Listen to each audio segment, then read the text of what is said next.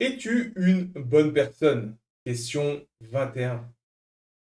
Ce n'est une surprise pour personne, mais actuellement nous vivons dans une société immorale.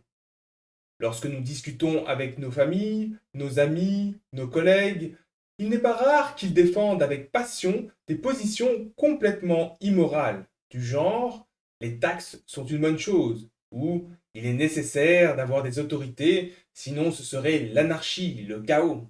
Ou encore, on ne peut pas laisser tout dire, il y a des limites à la liberté d'expression. La question est la suivante. Quelle attitude adopter dans ces conversations avec notre entourage? Laisser dire. Ainsi, on évite les conflits et les discussions stériles. Après tout, ces êtres immoraux ne comprendront probablement pas les vérités prononcées. B. Indiquer notre désaccord uniquement sur les vérités qu'ils semblent prêts à entendre. Donc ici, on évite les vérités qui bousculeraient trop leur schéma de pensée, quitte à laisser passer certaines positions immorales. C. Ne rien laisser passer et rester ferme sur les positions morales, quitte à être isolé du groupe avec le temps ou à provoquer des conflits.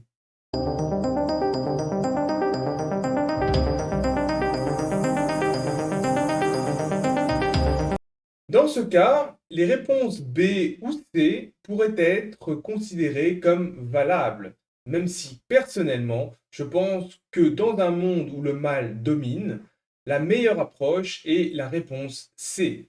Rester ferme sur les positions morales, même lorsque cela est inconfortable. Pourquoi?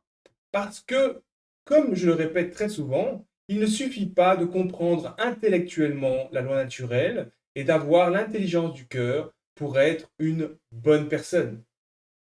Le troisième aspect, celui de l'action et du courage, est indispensable dans notre réalité. Sans lui, rien ne se matérialise. Dans le cas présent, on pourrait se dire que du moment qu'on agit moralement dans sa propre vie et qu'on ne commet pas des crimes au sens de la loi naturelle, c'est suffisant.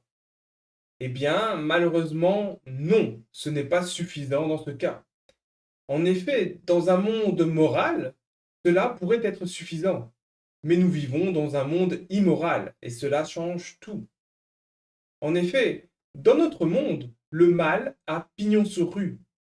Le mensonge et l'immoralité sont propagés 24 heures sur 24, 7 jours sur 7, sans jamais faiblir.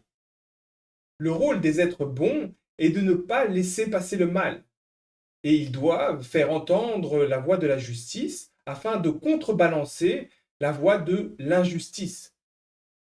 Maintenant, je ne dis pas que l'on ne peut pas transmettre de manière subtile en essayant d'éviter le conflit. Ce que je dis, c'est que dans la mesure du possible, nous ne devons jamais laisser les mensonges se dire sans indiquer notre désaccord ou au minimum notre scepticisme. Donc, bien évidemment, le fait de ne commettre aucun crime, c'est déjà extraordinaire. Mais dans un monde immoral, il est du devoir de ceux qui comprennent la loi naturelle de répandre cette connaissance afin que ce monde immoral ait un jour une chance de se transformer en un monde moral et libre. Pour en apprendre davantage, vous pouvez aller voir mes vidéos Comment agir face au mal et Suis-je réellement intelligent? Les liens sont en description de cette vidéo.